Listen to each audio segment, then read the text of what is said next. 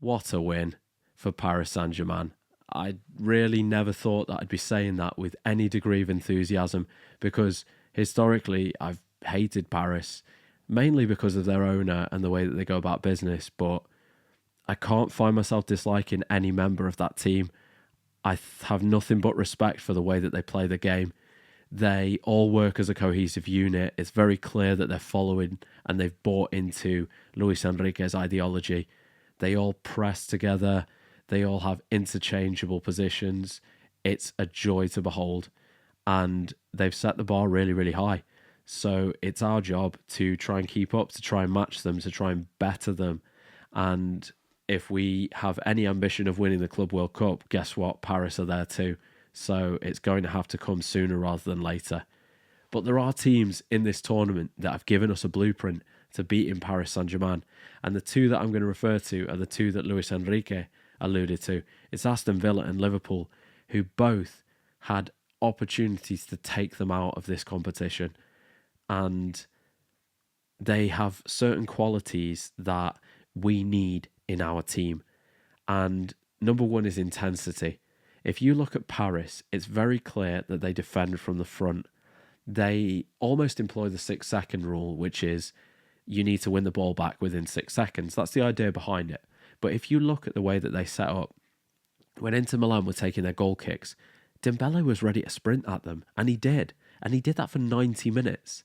And this is because there's a big misconception around the idea of pressing high. And the misconception is, I don't want certain players to run because I want them fresh for when we get the ball and we can launch these counter-attacks, when we can launch these attacks full stop. But the thing is, if you win the ball higher up the pitch, there's less running to do anyway because you're closer to the opposition goal. Think about it like this. How much work did the fullbacks and the defenders really have to do for Paris last night? They had a relatively quiet game. Why? Because the majority of the game took place in the Inter Milan half. It was wave after wave of pressure, and they just couldn't get into it. You think about the likes of Lautaro Martinez, who was a candidate for the Ballon d'Or this year. How many times did you really hear his name last night? He didn't get a chance. They were absolutely suffocated. And that goes throughout the team. It's not just certain positions who are pressing, it's everyone. Now, if we look at the profile of the players that we've got at Real Madrid, in particular, you have to look at that forward line because Kylian Mbappe, he needs to press more. Luis Enrique tried to drill this into him at Paris and he didn't listen to him. He clearly hasn't done. And it sounds weird to criticise a player who scores you 40 plus goals a season, but it's because we know that he can do more. I remember when Karim Benzema was at Real Madrid, a similar thing happened with Vinicius Jr.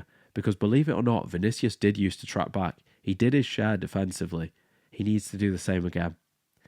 Because I remember there was that occasion where Benzema famously said to Mondi, he's playing against us, in reference to Vinicius, because he was performing really badly. And Vinicius, to his credit, was humble. And he said, yep, okay, fine. This is the guy. He's been here years. He knows what he's saying. I can give more. I can do more. And he did. And everyone knows that the relationship that he struck with Benzema was incredible. The two of them played really well together, assisting each other, scoring. They built an understanding. But it came from a place of humility. And Vinicius needs to look into this because if he does have ambitions to win the Champions League again, to take the Ballon d'Or without any shred of dispute, then he needs to change his attitude because he's not showing the signs of a winner right now. The constant complaints and petulance, it's completely unnecessary. And if he can't do that, then he needs to go. It's as simple as that because there are certain things which are required at this level of the game and he's not showing them enough. But you can't tell me that in terms of a one-on-one, he's not got more ability than a Kvaratskhelia, who, by the way, is an incredible footballer. He was doing his share defensively and he was lethal finishing that goal. But Vinicius can do that as well. Just think back to what Vinicius did to Kimmich last year in the Champions League semi-final. He's got ability in spades and he delivers year on year in terms of stats. Don't forget, this season people are saying Vinicius has had a bad year. He's still got over 20 goals and assists. It's not bad. It's the fact that he can do more. Where we are really struggling is right wing forward, because if you look at the top sides in Europe, your Liverpool, your Barcelona, your Paris, you've got Doué, Yamal and Salah all playing in that same position, all of them putting numbers on the board. They all score goals, they all score assists, and they've all outshone Rodrigo in that regard this season. But crucially, here's the question. What does Rodrigo actually offer to this side? Because if he's not coming through with goals and he's not providing assists for his teammates, then surely there's a defensive contribution, right? Not that I've seen. He's not tracking back. He's not busting a gut. He's not pressing high. And you could say that this is down to Carlo Ancelotti, who's not drilled them well enough, who's not put that in them.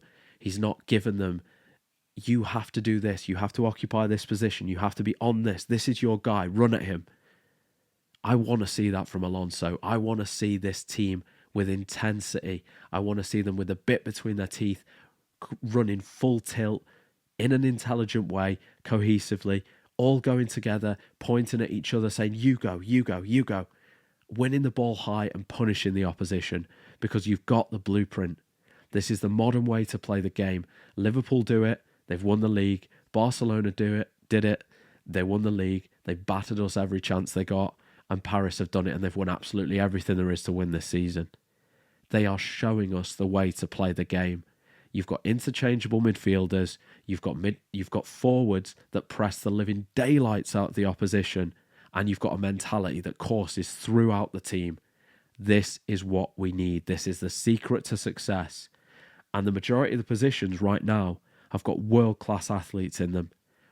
We're a couple short. If it were me in charge of the money, I'm looking for that right wing forward. I want the solution to that problem, and Rodrigo, in my eyes, is not it. We need something better. We need something there that gives us that killer edge to take us to the next level. Let me know your thoughts regarding what I've said today, because I don't think we're a million miles off. I think the majority of that team is capable of doing what these super teams can do. And it pains me to say that, because I don't think we're part of that bracket at this moment. I think if we play Paris Saint-Germain tomorrow, we lose, and we lose convincingly. But we can change it. We can turn it around, and it's going to take some of the things that I've suggested today.